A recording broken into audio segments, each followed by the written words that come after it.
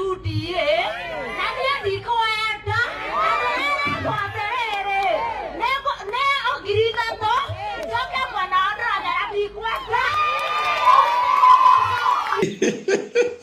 Watu Olkalau wamesema hawatalalia mattress za wagonjwa.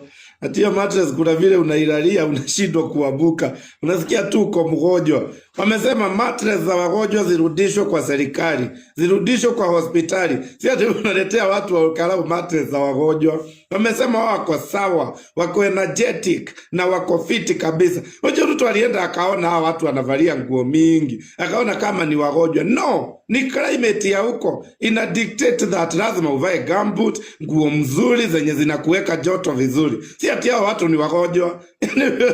Unakuja kutusi watu wa Olkalau na kuwadharau. Ati unawaibia mattress za hospitali unakuja kuwapatia. Wamesema hawataki hiyo ukasia.